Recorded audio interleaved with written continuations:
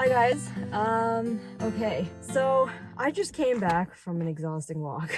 It's the first time I explored this area in London. So it's a path that runs along with the Thames River, and I walked it for just under an hour. I jogged kind of the rest of the way back because it's already gotten really dark, as you can see. I thought I'd start this podcast right now very, very briefly with the topic of anxiety, because I think this is something I've wanted to record a bit sooner, but unfortunately I got really busy with work, so I had to put it off a little bit.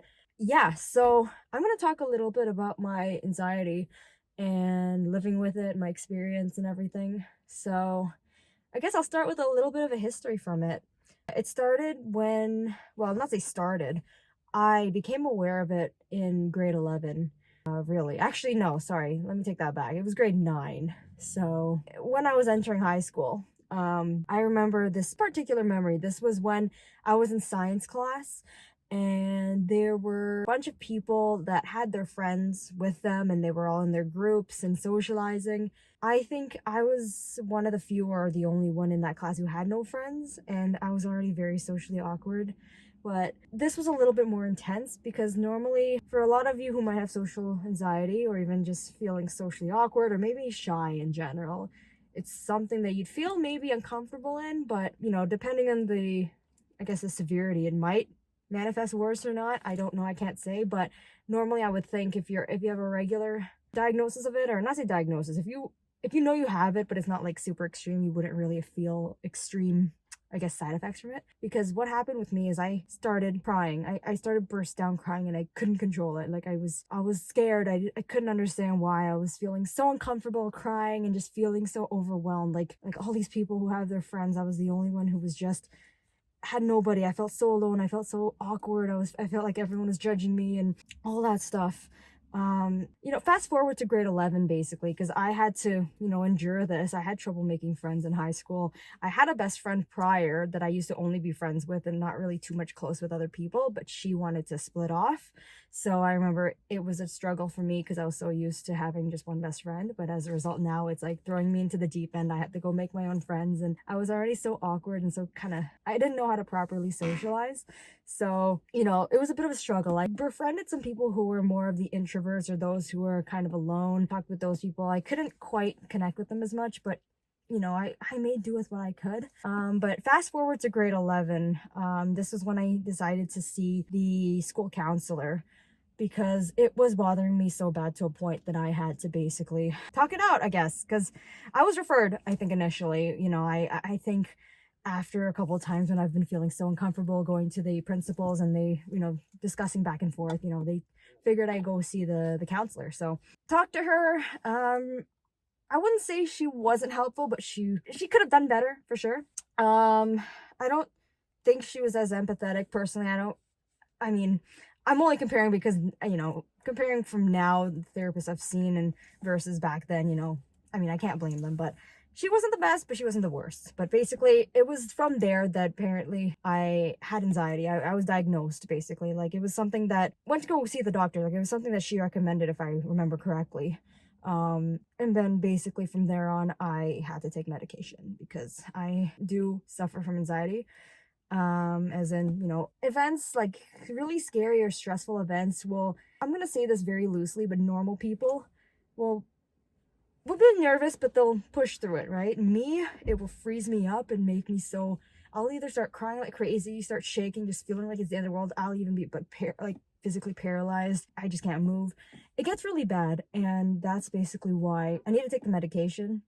I'm not going to go into detail as to what I take at the moment. If you're really close to me, you might know, or I might have shared it. It's a complicated name, but I mean, it's similar to Prozac. Let's put it that way. It's something that I take to help. I don't remember the exact science, but it's something about I think suppressing some sort of chemical that's produced too much of that encourages the anxiety. I can't remember off the top of my head, but it's something like that basically, or helps to slow down the process of something that, otherwise was going so fast that my anxiety would just go through the roof. So yeah, so that ever since then, I've just been taking that. I've been seeing every now and then, I've had to talk to therapists because sometimes there's things that I deal with in life that I don't really know how to deal with. And sometimes my family is helpful with it. Sometimes I found that advice not feeling like enough, or even what friends tell me might not be enough. So it's like, okay, I want to resort to the special, I guess, to the professionals to share that information with me. Why I bring this up actually is because just about a month ago, I can say now, I had a fallout with a friend of mine. Well, no longer friends, but it affected me really badly. So I was already really anxious that week. I had a lot of work and I was doing, just a lot of stuff. And I know I was just out of character overall and just getting very paranoid. And as a result, that person decided to actually just cut ties with me altogether, which I found was very, very cold. It was the complete opposite of what I expected, because I know I tried to make it as clear as possible that, okay, I know I'm out of character, my brain is just going crazy, but it's not you. Please don't get that, then I even tried my best to communicate that through voice message, or voice text rather, because I know that text is very easy to misconstrue, and that person still wanted to cut ties with me. So it was a very cold move. When that happened, so what happened was I was trying to jog it off in Oshawa. I was in Oshawa at the time. I just chose a random path to go to. I find sometimes running really helps me with my anxiety. Exercise helps with your mental health a lot. It was so bad that I ended up just like freezing. I went to sit down on a bench and I was just crying and I could not move. I actually had to call a friend to come pick me up because I was just so like, I was choking. Like I was literally like suffocating. Like it just felt so hurtful, and I can't express how much it affected me physically. And again, anxiety manifests different in every person. For me, sometimes it is physical. I'll go into a little bit of detail later, the different ways it manifests for me personally. But that day was really bad. And it was from there until now, until even still going, I've been learning to just change my mindset just slightly. Try to think, not say think good or think the best, but I've been basically taking it day by day, just trying to overcome, that feeling of, did I do something wrong? I'm someone who's, someone who already has anxiety. I'm already anxious. I might have done something wrong. Okay. So it already plays on itself. I know that person couldn't sympathize at all. And I mean, I can't blame people. This person has told me that they have never experienced a mental health issue in their life. So I can't expect them to understand what it's like to actually, have that trip in the brain, really. In a sense, it was a blessing, I guess, because when I think about it, I guess, we don't necessarily want those kinds of people in our life. Not necessarily people who aren't genuinely human or humble or even understanding. And I mean, you don't have to have lived the exact experience to at least be respectful, or at least try to listen, or at least it's just a decent human being thing to do. But this person literally said, nope, I'm just gonna cut ties. No, not my issue. Okay, bye. They gave me that kind of attitude, and it was very shocking because I never expected that of this person. I expected this person always came off as a different person, but then I saw their true colors, and as a result, I figured, okay, you know what? I guess there's a lesson to be learned there, Rebecca. And well, my lesson is, okay, take everybody and everything with a grain of salt, because no matter how nice some people seem to be, you just never know. I'm not saying everyone is mean. I don't want to go, the last thing I would want is to go into this mentality of, shit, everyone is horrible, I don't trust anybody, because I know it's so easy to go into that. But it's always to just be in the middle ground. Okay, so some people will be there, some people won't. Everyone handles things differently. Don't be mad, forgive them, because we all aren't perfect, we all have our own flaws. Let's move on. So it's that philosophy that I've basically been reinforcing to myself every day. And that's why, in a sense, I kind of see it as a blessing. Now that I look back, it's been a month now. It kind of has put me on a different track to really be more grateful for the friends I do have, the friends that actually are there for me, that I'm able to talk to and be myself, good and bad, because sometimes I am out of character, I'm pissed off, I will rant, like I'm something else, and I know we all are to some degree. Okay, that's why, if anyone's ever like that to me, I always can empathize, and of course, as long as the person doesn't physically try to hurt you, that's it. But yeah, like, I was out of character that time, and that, of course, is one of the different ways that the anxiety manifested for me. So sometimes I will start overthinking a lot of things, thinking that, oh shit, this person hates me, or reading too deep into someone's message, or really thinking too deep as to what someone said. And I'm not talking about just the regular overthinking, but I like extreme overthinking. And that's one thing that I need to work on still, like not to necessarily, like to let it pass, not to necessarily take it as a reality, because I know, like, intellectually it's not, but sometimes it feels so real that you just sometimes aren't even sure. Another thing is, now this happens, this is a very particular one that I usually hate and I try to avoid, but I mean sometimes it happens. So if I have feelings for someone, or I like someone, and either I find out they like someone else, or they're taken, like, and I'm talking about not just like a casual, ooh, he's cute, but I'm talking about like if I actually like someone and they say either I don't like you at all, or like basically a rejection, let's put it that way, I guess, or like just seeing that person with someone else, or a prettier girl, I get this, I I just thinking about it right now is already making me live it. But I basically get this sort of really cold sensation drop in like my, I want to say it's like my chest-ish area, chest slash like in my lungs. I don't know how to explain it. It's like a cold drop. It like freezes cold.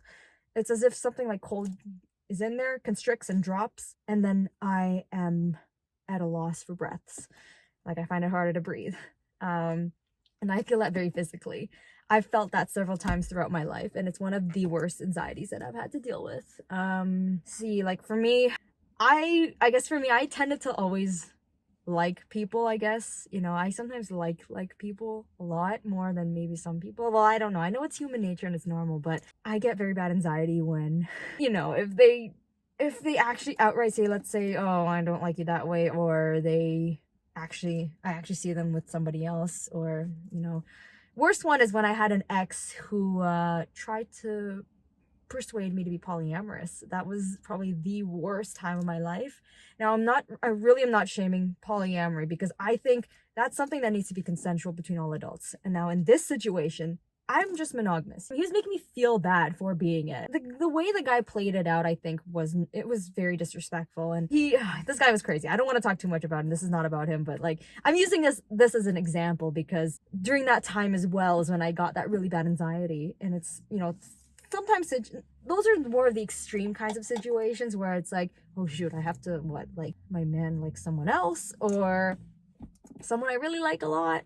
Oh shoot, I can't have them. Like, I guess the normal person's like, oh, okay, whatever. But for some reason, it kind of hits me, like, physically in the gut. So that's why, I guess for that reason, I honestly, I stay away a lot from, I guess, the whole scene. And I don't like to show my feelings for people. Or the irony is, I like to be open with everyone, so you don't know who I actually like. But you know, it's dealing with the anxiety, and it's hard for me sometimes to really, you know, to deal with it as like a proper human being, quote unquote normal, I should say, very loosely. Third main way is basically really shaky and actually scared for my life, and I think this is a more normal one. I can say this happened recently when there was someone who kept prank calling me. I'm gonna go through long story short, by the way, because this is a bit of a weird story, but long story short, this person was prank calling me. I thought it was a friend. They forgot to block their number at one call. I looked at the number, found the name, didn't recognize it at all.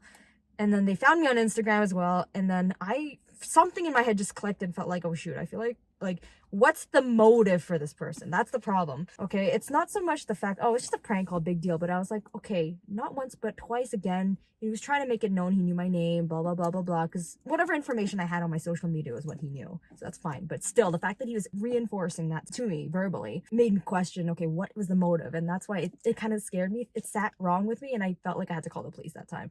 During that day, it was so strange. And the police did take it seriously, because I did tell him he also made a bunch of like racist jokes, like, and not saying just like casual racist. I'm talking about like he was saying it with intention to actually try to rile me up, really. I was kind of just playing along and kind of letting it pass over my head, because I'm just thinking, I'm just trying to figure out who is this. But then I realized I don't really have friends who like can't prank call me at all. So like, what else would be the motive, right? Again, it's the motive, which is what made me really scared. And of course, I was very anxious that day. I was really shaky. So I basically had to deal with that whole day. Just kind of, okay, I just block him off everything. That's even what the police had reinforced to me. And, you know, they told me, okay, if you see this guy again and he ever tries to make a move or whatever, he does something to you, call us immediately, okay? And he can be arrested. So I'm like, okay, that's good, because, you know, it scares me. I don't want to, I don't want some random person with a motive I don't know doing stuff to me, because how my brain processes it is that if someone does something and you cannot make clear of the motive, it's the nature of that is unpredictable, and unpredictability, you know, you can always consider the worst, right? I know, say again, I kind of think, okay, another thing again, I kind of think in extremes too, and that's also part of the anxiety, like catastrophizing. I do that sometimes, and actually that's something I've been really trying to work with, because emotionally it feels like it's the end of the world, but rationally it's like, okay, like emotionally I could be like, oh shit, this guy's gonna come and murder me.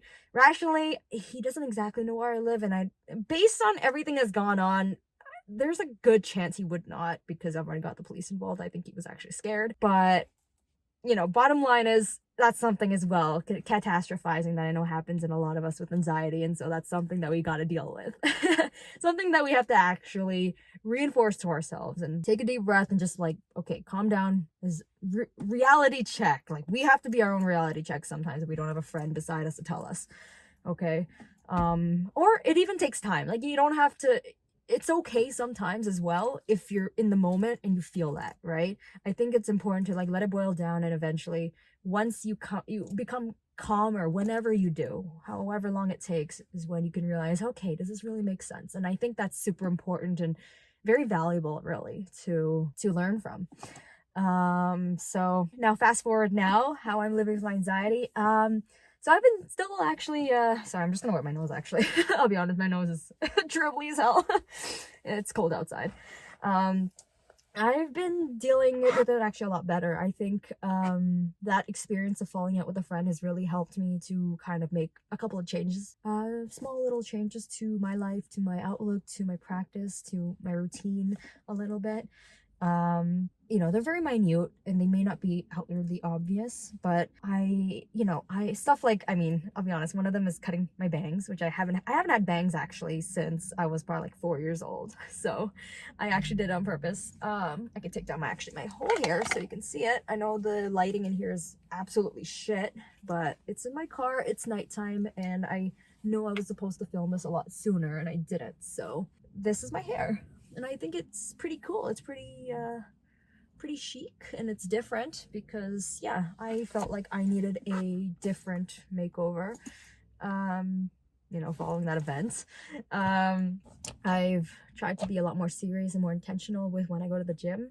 So, biggest thing is whenever I work out, I try to do it a little slower and more range of motion, main kind of thing. And, I stay there a little bit longer now. I try to aim for 1.5 hours. If it's like I'm super pressed in 1 hour, but actually for pretty much 99% of the time as lately, with the exception of today, because today I actually decided to go walk a path. I would stay for 1.5 hours because just want to. It's like it's me time. I consider gym time me time. Just exercise, feeling good for myself, just feeling like alive. Really, like I couldn't care less what people think. I couldn't care less, you know. All sorts of body types, blah, blah, blah. I feel like, you know, just lifting weights just for any reason, fitness, even just to maintain, to bulk, to lose weight, anything, or even just to maintain, just to all of that stuff. I think it feels super good and it's super valuable, and a lot of us underestimate the power of it. What else have I been doing? Well, I came to London, so this is where I'm filming it right now. I'm in London. I am staying over at my brother's he shares a house with 2 roommates, so I just sleep on the couch as well. So free hotel for me, to be honest. I mean, I sometimes, you know, buy dinner for my brother. Like, I'll take one of the roommates for take him to school if he's in a rush or whatever. Just a little way of saying thank you, I guess. But you know, it's stuff like that. I've been trying to keep in contact, yeah, with the friends that I do value and the friends that are there for me. I've even, you know, I know from that incident of falling out with a friend, I know I could have handled myself better even if, like, objectively, for example, even if objectively the case would be, oh, that person is at fault because they didn't accept me, you know what, I still think there's an area I can improve in, and that was, I guess, the way I came off, because, you know, if I could have at least sat with my own overthinking before I really kind of, you know, verbalized it, because I think I was a little bit too sherry of that. But, you know, I think experiences like this, I try to really look at it as a good thing. I've actually been trying to tell myself this, and actually it's kind of becoming almost second nature now, that any bad thing or any discomfort is actually a really good thing. Like, it's actually good. Like, I feel excited for something that's like challenging, because this means, for one, I'm gonna be growing and doing better.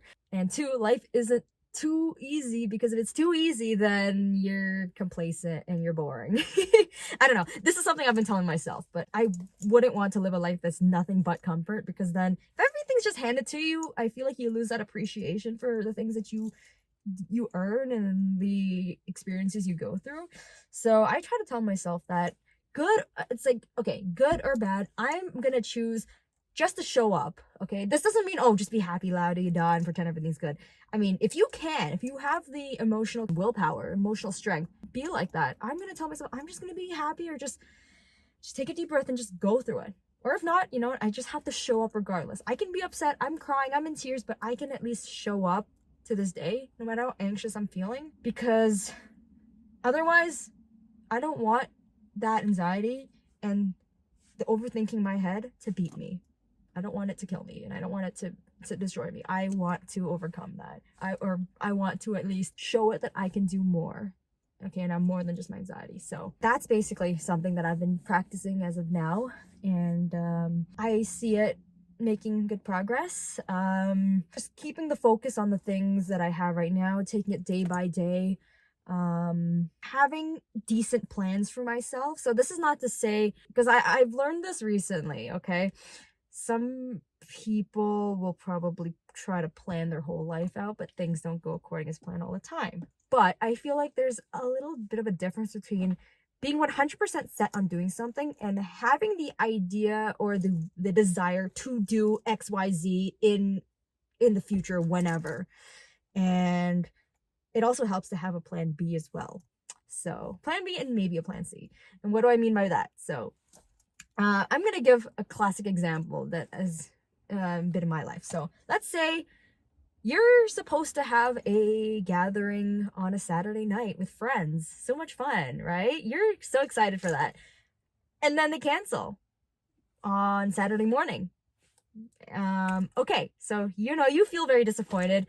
You probably might feel like me. I would feel probably a bit of anxiety, like, wait, what? What am I going to do with myself?